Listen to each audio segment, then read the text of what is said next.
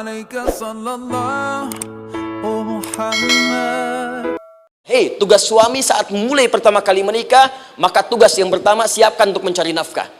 Bagaimana caranya ya Allah? Diturunkan oleh Allah. Satu, jangan takut kehilangan rezeki. Jangan pernah mencuri. Jangan pernah ngambil punya orang. Karena punya kamu akan saya berikan sempurna. Kamu ngambil punya orang, maka kamu akan menyulitkan diri sendiri. Itu akan dikembalikan pada yang berhak. Ya, turun Quran surah ke-51 ayat 22. Dirinci, begini cara nyarinya. Quran surah kedua ayat 168. Kalau Anda ingin cepat baru bergerak, rizkinya sudah dapat. Quran surah kedua ayat 172. Ada yang dahsyat, dia belum keluar, rizkinya yang mendatangi dia.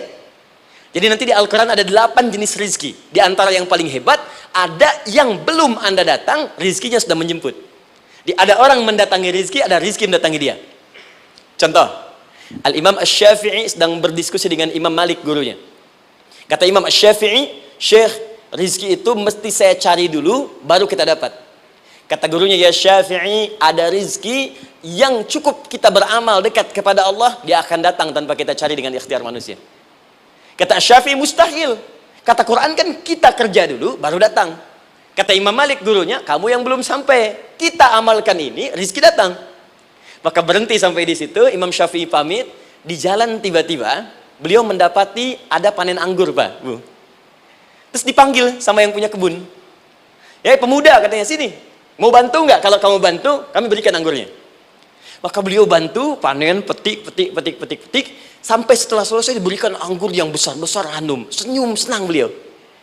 Ternyata senangnya bukan karena dapat anggur. Senangnya karena merasa pendapatnya benar. Kalau saya nggak bantu panen ini, nggak akan dapat saya anggur. Cuma karena saya bantu, saya diberi ini. Maka rasa senangnya inilah dibawa kemudian kepada gurunya, ingin laporan. Tapi perhatikan adabnya. Dia tidak mengatakan, guru, nih saya benar. Kalau saya nggak ikut panen, nggak dapat saya ini. Perhatikan kalimat Asy-Syafi'i. Guru, tadi saya di jalan, dipanggil oleh pemilik kebun, ikut panen anggur. Begitu saya bantu, saya diberikan anggur ini. Beliau tekankan dengan kalimat yang kencang pada kalimat, begitu saya bantu, saya dapat anggur ini. Imam Malik tersenyum mengatakan, Masya Allah Syafi'i, luar biasa. Ini siang begitu panasnya, tadi saya mau keluar ngajar, terfikir di benak saya, Allah, kalau ada anggur yang besar-besar, enak rasanya. Tiba-tiba kamu datang bawa anggur. Jadi Imam Syafi'i kerja dapat sesuatu, Imam Malik terfikir sesuatu, datang rezeki. Itu ada di Quran surah ke-7, teman-teman, ayat ke-96, paling kanan sebelah atas di mushafnya. Baik, teruskan dulu. Ya, Anda dalam mencari kerja, ingat, kalau Allah yang sampaikan pasti terjadi. Jangan dikira mudah. Kata Allah akan ada persaingan, akan ada kadang-kadang singgungan, akan ada tantangan. Maka mulai petakan tantangan apa yang akan Anda lalui saat Anda mulai mencari nafkah itu. Maka turun Quran surah kedua ayat 214, paling kanan sebelah bawah. Am hasibtum an tadkhulul jannata. Hei, apa kamu mudah begitu saja mengira akan sukses dalam pekerjaanmu? Bahkan bisa diartikan surga, ingin masuk surga. Walamma ya'tikum mathalul ladzina khalau min qablikum. Sebelum engkau diuji seperti orang sukses dulu pernah sukses. Lihat mereka. Nggak ada orang sukses yang instan.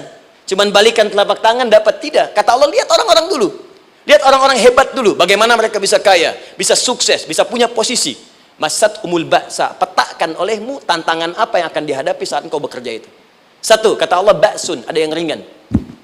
Ya, ba's. Ba'sa jama' dari kata ba'sun. Dua, dara'.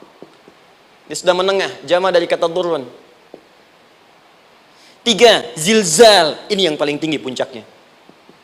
Jadi kalau Anda sudah mendapatkan ini, yakinlah, berarti Anda akan mendapatkan posisi yang tinggi. Karena mustahil orang besar diuji dengan ujian yang kecil. Zilzal, ini bagian ketiga. Ba'sa, ba'sun, mulai. Kira-kira tantangan-tantangan ringan apa saja yang akan Anda hadapi?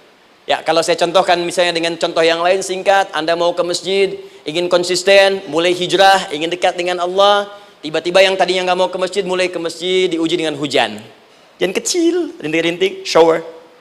Begitu hujan, orang Arab mengatakan kalau hujannya bisa lewat tanpa payung pun, orang Arab mengatakan la ba'sa. La ba'sa ini ringan. Orang kita sambungin, labas. Dari bahasa Arab lewat. Jadi kalau Anda mau berangkat nih, siap bekerja, siap hadapi tantangan. Baru mau lewat hujan kecil, berarti itu tantangan kecil kita lewati. Macet, petakan. Cari jalan yang kemudian sempurna, jalan yang kosong. Buka Google-nya, buka Waze-nya, buka map-nya. Cari. Jadi kalau pada yang kecil aja belum kita lewati, bagaimana mendapatkan yang besar? Anda mau ke masjid, dikasih hujan kecil. Mau berangkat gak jadi. Papa, kenapa gak jadi? Hujan mah, kan ada payung. Takut riak, takut riak. Tuh. Setelah itu darwa. Maaf, tantangan fisik. Kadang-kadang mulai ke fisik. Mulai mengganggu. Ya, maaf, dirincikan kemudian oleh Al-Quran. Turun Quran surah ke-21. Ayat 87 sampai 88. Kisah Nabi Yunus alaihissalam. Yunus beraktivitas, bekerja. Bukan berarti nggak ada tantangan. Kadang-kadang dibawa, kadang-kadang diusir. Kadang-kadang Anda dapat misalnya proyek. Kadang-kadang sudah mulai, masukkan tender. Tiba-tiba gagal, diserobot orang. Kadang-kadang orang yang dapat, Anda yang ngajukan. Itu biasa. Kata Allah itu biasa. Bukan cuma Anda, yang lain pun ada. Bukankah Allah ajarkan kisah Sayyidah Hajar alaihissalam dengan Ismail? Bukankah bolak-balik naik Safa Marwah? Kadang di atas, kadang di bawah, kadang lihat peluang sampai Marwah ternyata bukan air. Terkadang Anda yang bekerja, tim yang lain yang mendapatkan karena kerja keras Anda bisa jadi terjadi. Bukankah yang kerja keras Hajar yang dapat Ismail? Mungkin Anda yang konsep yang dapat minyaknya orang lain. Mungkin Anda yang kerja, kan yang suksesnya teman Anda, nggak ada masalah. Dan itu kemudian akan bermanfaat bagi Anda. Tidak mungkin setiap keringat yang keluar dari diri kita mustahil kecuali akan melahirkan manfaat yang kembali pada diri kita. Tantangan. Tapi yang paling dahsyat ini yang nggak ditemukan di sebagian referensi yang kita baca. Ketika Allah menjelaskan semua tahapan-tahapan tantangan ini sampai ke puncaknya zilzal. Zilzal itu kalau bahasa sekarang gempa. Ada ujian yang menggoncang hati kita. Ketika Anda kerjakan, ya Allah, tantangannya dahsyat. Kenapa mesti saya, ya Allah? Kau nggak selesai-selesai, ya Allah. Itu wajar, teman-teman. Itu biasa. Kata Allah, orang dulu saja mengatakan, mata nasrullah, kapan ini selesai? Berbahagialah kalau teman-teman sudah mendapatkan tantangan puncak yang paling tinggi ini. Ini artinya Allah sedang mempersiapkan Anda menjadi orang besar di kemudian hari. Dan cara mengatasinya diturunkan Quran surah ketiga ayat 142, paling kiri sebelah atas. Perhatikan dahsyatnya. Yang pertama diterangkan tantangannya, yang kedua dijelaskan cara mengatasinya. Saya mau berhenti sampai di titik ini, nanti saya terangkan cara berinteraksi dengan Al-Quran. Ya, perhatikan baik-baik. Kata Allah, jika kelak engkau sudah bisa memetakan tantangan ini, maka siapkan solusi untuk mengatasinya. Ayatnya dibuka dengan kalimat yang sama persis. Saya pernah sampaikan teori ini di dua perusahaan besar di Indonesia. Yang pertama, ada salah satu perusahaan, karena ini direkam saya nggak sebutkan perusahaannya, perusahaan otomotif besar, sedang turun gratis, kemudian juga ada inflasi yang tinggi. Terus saya terangkan teori Quran. Dia praktekkan berhasil, Pak. Padahal saat itu saya presentasi di depan non-muslim. Non-muslim. Sales-sales se-Indonesia dikumpulkan, saya bedah tentang ini. Dan mereka berhasil. Sampai sekarang naik lagi. Yang kedua sama, ini direkturnya juga non-muslim. Tapi nggak apa-apa, kita diskusi. Dan mau mendengar teori ini. Dan praktekkan, naik. Ya, dulu di satu perusahaan minyak juga. Sedang turun, karyawan semua dikumpulkan. Lalu kita bahas tentang ini, kita terangkan. Yang ini yang paling menarik dari Al-Quran.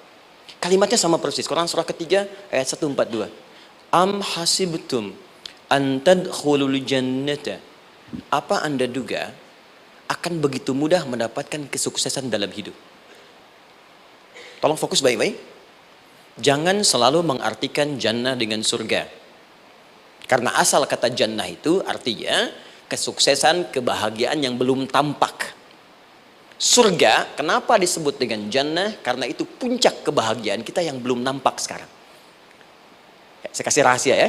Ini antara kita saja nih. Kalau ada kata jim dengan nun di depannya, itu pasti tidak nampak, tersembunyi.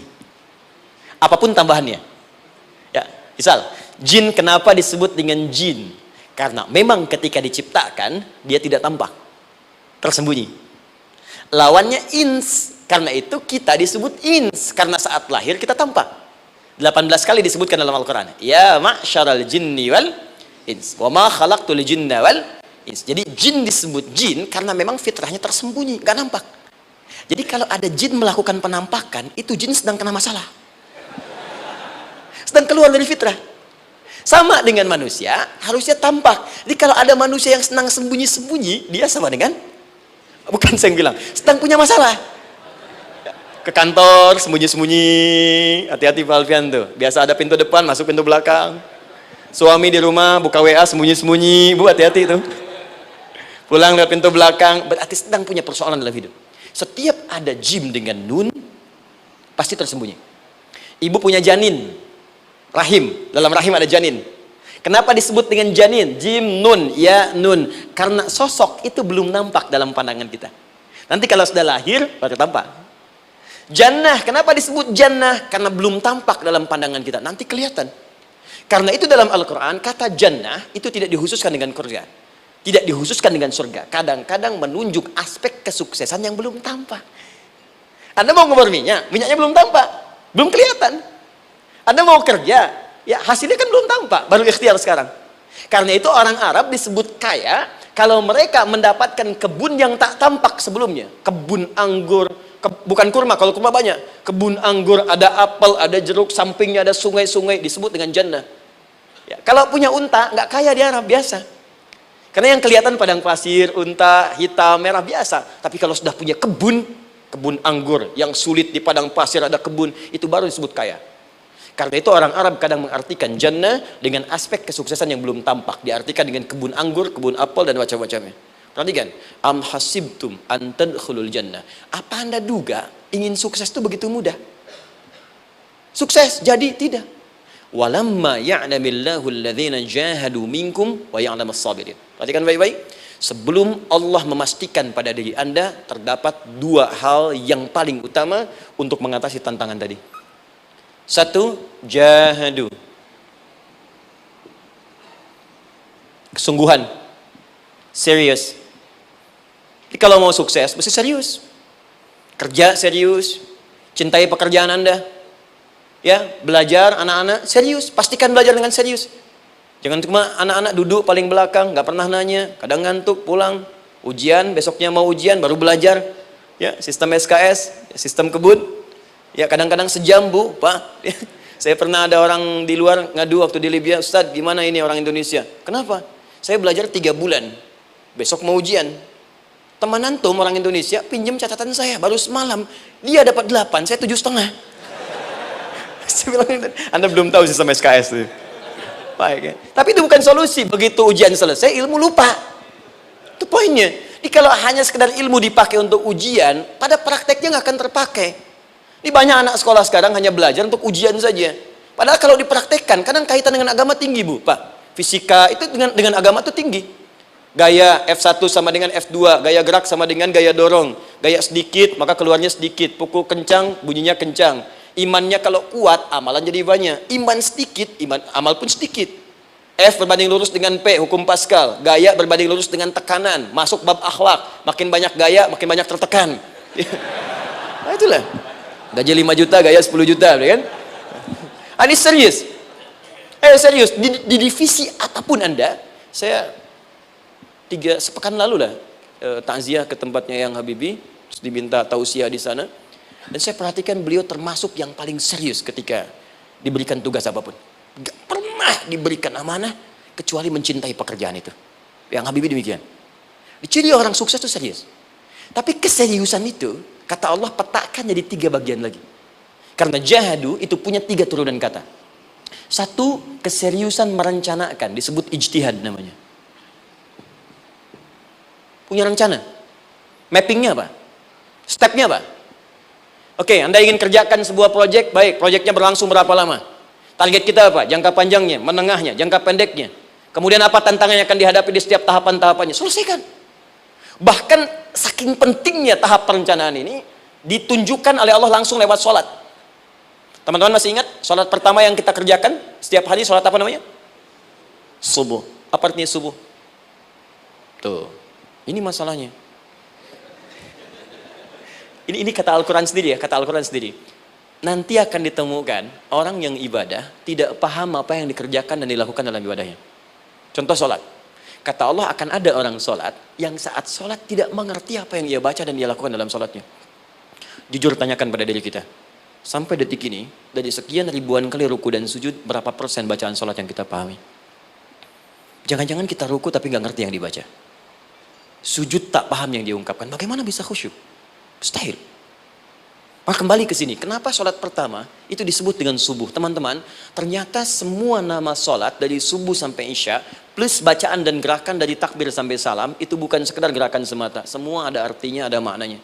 Dan diajarkan oleh Nabi langsung.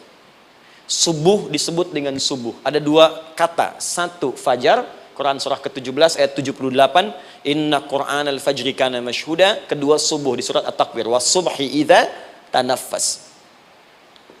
Kenapa disebut fajar? Fajar itu pancaran positif, pancaran kebaikan. Jadi kalau yang baik disebut fajar. Kalau yang jelek disebut fujur. Fujur ada di Quran surah 91 ayat 7 sampai 8. Wa nafsi wa ma sawwaha fa'alhamaha fujuraha wa taqwaha. Fujur itu rambatan, gelombang buruk yang muncul dari nafsu. Ya, ditembuskan ke elemen tubuh kita. Misal gini. Tiba-tiba pengen marah. Ya, di tubuh kita mengatakan melotot, maka ini ada pancaran di hati kita nyambung kemudian ke mata. Ini rambatan dari sini ke mata disebut fujur namanya. Mau ke tangan pukul, masuk ke tangan. Itu rambatannya disebut fujur namanya. Ya. Yang baiknya disebut fajar. Ya, misal saya ingin sholat, tiba-tiba hati mengatakan sudah azan, merambat ke kaki, cepat melangkah, cepat wudhu. Nah itu rambatannya disebut fajar namanya, atau infajar. Ini pasti ada, ya. Fujur nama lainnya nafsu. Disebutkan 115 kali dalam Al-Quran. Takwa, rambatan fajar, sumbernya takwa. Disebutkan 115 kali dalam Al-Quran. Di jiwa kita ada takwa, ada nafsu. Takwa yang dorong malaikat, disebutkan 88 kali dalam Al-Quran. Nafsu yang dorong setan, disebutkan sama 88 kali. Di setiap Anda akan mengerjakan satu hal, pasti akan yang mendorong pada yang baik, akan mencegah dari yang baik itu nafsu. Pasti itu. Pak Alpian mau tanda tangan proyek. Tiba-tiba disodorkan, Pak, ini Pak, kok begini proyeknya? Perbaiki, karena ada yang nggak beres. Tapi fee-nya lumayan Pak, 1 miliar. Nggak bisa, jiwa takwa mengatakan jangan terima Pak. Bapak mengatakan maaf, ini jari tahiyat, gak akan pernah dipakai maksiat, perbaiki, datang lagi. Ini Pak, kok sama? Fee-nya diperbaiki Pak, 100 miliar. Nafsunya mulai berkata, terima. Takwanya bilang, jangan. Akhirnya beliau katakan, tangan tahiyat gak akan pernah dipakai maksiat. Tapi tunggu, saya istiqoroh dulu.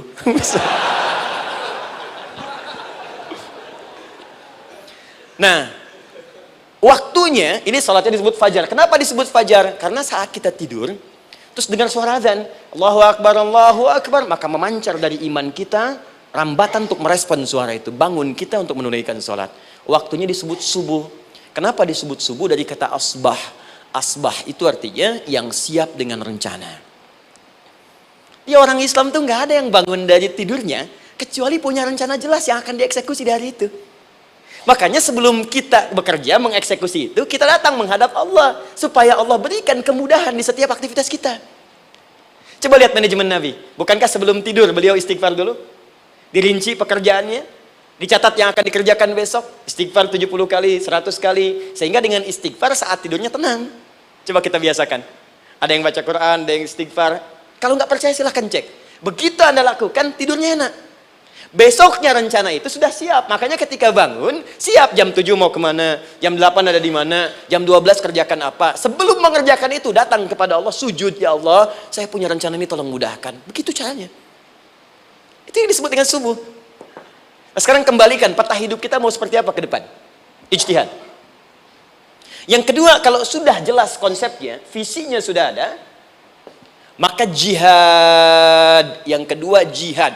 Jihad itu eksekusinya, aksinya, actionnya, perjuangan fisiknya. Rencananya apa? Tahajud malam nanti. Bismillah. Jam berapa? 2:30. Baik, yuk kita mulai rencanakan. Eksekusi rencananya. Bagaimana cara kita bangun 2:30? Pasang alarm. Jam berapa alarm dipasang? 3 kali. Pertama 1:30, kedua 2 kurang 1/4, ketiga jam 2 lewat 1/4. Baik. Alarm pertama untuk mematikan alarm kedua matikan alarm ketiga. Ketiga siap-siap. Baik. Siap bangun. Jihad. Awas, ini penting ya, jihad itu jangan dipersempit maknanya kepada situasi peperangan saja, tidak. Banyak jihad itu luas sekali medannya. Karena jihad itu perjuangan fisik. Dan maaf sekali, dalam konteks perang pun bukan menyerang orang. Tapi membela diri saat diserang. Di Islam itu bukan agama ekspansi. Cek di sejarah, nggak ada Islam menyerang. Yang ada itu membela diri saat diserang. Atau saat orang lain dizalimi dan kita diminta untuk terlibat, kita membantu. Ini bukan dalam konteks sekarang yang banyak dibincangkan, tembak orang, bom orang, nyerang orang, bukan. Itu waktu kejadian bom Tamrin itu pertama, saya di Lampung posisinya. Itu begitu meledak, tuar. Pertanyaan pertama Pak di Balista ini, Ustadz, apakah bom di Jalan Tamrin termasuk jihad fisabilillah? Saya bilang, Pak, sependek pengetahuan saya, jihad fisabilillah itu jihad di jalan Allah, bukan di Jalan Tamrin. Kaidahnya beda. Nah, misal mencari nafkah itu jihad. Cari nafkah jihad. Quran surah keempat ayat 34, paling kiri sebelah atas. Tugas pertama ketika menikah, kata Allah, ar-rijalu qawwamuna 'alan nisa. Setiap lelaki itu diminta oleh Allah untuk mengatur bagian rumah tangganya. Jadi pemimpin di rumah tangganya. Ya bima faddalallahu ba'dahum 'ala ba'din, karena diberikan kemampuan untuk memimpin. Di pemimpin itu ada di suami. Dan ciri khas pemimpin, Bu, biasanya ciri khas pemimpin apa, Bu? Bukan tegas, bukan. Ciri khas pemimpin itu tidak mau dipimpin. Makanya kalau ada sesuatu, masukkan lewat usulan, jangan beri saran. Kalau saran susah, itu pemimpin. Baik, tapi yang paling luar biasa kata Allah, perhatikan kalimatnya indah sekali. Wa bima anfaqu min amwalihim. Saya berikan tugas untuk mencari nafkah. Ketika seorang lelaki bertugas mencari nafkah, ingat ya, konteks apapun, kalau perempuan nanti bekerja bukan nafkah poinnya. Bisa hobi, ya, bisa aktivitas, tapi nafkah kalau sudah menikah itu ada pada suami. Perempuan tidak. Kalaupun tidak dilarang perempuan bekerja, tidak. Sayyidah Aisyah mengajar, ada yang para sahabiah jadi perawat, ya, ada yang pengajar. Banyak dulu sahabat Nabi yang perempuan mengajar. Ya, kan ada pelajaran-pelajaran khusus perempuan. Ya, ada bagian perawat, ada dokter. Ini kan yang ngandung perempuan, masa yang perisa laki-laki? Ya, ada bagian perempuan tertentu. Itu silahkan bekerja, boleh. Tapi nafkah laki-laki. Begitu lelaki meniatkan pekerjaannya karena Allah untuk mencari nafkah, itu setiap langkahnya jihad fisabilillah. Wafat, syahid. Maaf ya, apakah selama Anda bekerja sudah diniatkan ibadah? Jangan-jangan cuma kerja aja. Kalau cuma kerja, apa bedanya Anda dengan yang belum beriman? Anda wafat juga. Kerja di gedung yang sama, berangkat menemukan kemacetan yang sama. Apa bedanya iman kita dengan yang lain? Satu, kita pasti wafat, pasti pulang. Dan kita nggak bisa pilih, ya nggak bisa pilih. Antum bisa duluan, saya belakangan mungkin. Atau ditukar, saya belakangan, Anda duluan mungkin. Atau memang saya bisa duluan, ya duluan menyolati Anda. Oke, paham ya? Jadi ibu di rumah jihad, Bu, pada anak, perawat, mengandung itu sudah jihad. Jadi kalau wafat dalam proses saya melahirkan atau sedang mengandung itu syahid. Itu jelas nggak ada perbedaan pendapat. Anak-anak yang sekolah niatkan ibadah, Bu, Pak. Mohon maaf ya, mesti ada bedanya. Iman kita di rumah mesti itu terpancar kepada anak-anak. Ajarkan mereka sekolah yang baik. Pilih sekolah yang mengajarkan sholat, mengajarkan baca Quran. Sekarang banyak kok. Fisikanya bagus, Qurannya bagus, kimianya bagus, sholatnya juga bagus. Cari. Kalau bisa dunianya bagus, akhirat bagus, kenapa hanya pilih dunia saja? Siapkan. Itu jihad. Terakhir, tidak mudah mengeksekusi ini, pasti ada tantangan yang ketiga, namanya mujahadah. Mujahadah.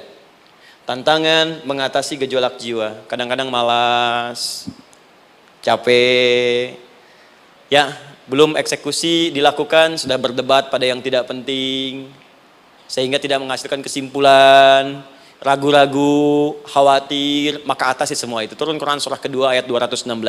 Kutiba alaikumul qitalu wa huwa kurhul lakum. Kalau engkau sedang tidak nyaman, maka perangi ketidaknyamanan itu jika engkau ingin mendapatkan kesuksesan yang telah engkau cita-citakan. Asa an takrahu syai'an fa huwa khairul lakum. Boleh jadi apa yang engkau tidak rasakan sekarang, engkau rasakan gak enak, gak nyaman, di balik itu Allah sedang siapkan sesuatu yang lebih baik untukmu. Wa asa an tuhibbu syai'an fa huwa syarrul lakum. Mungkin yang engkau harap-harap sekarang boleh jadi itu belum baik untukmu sekarang.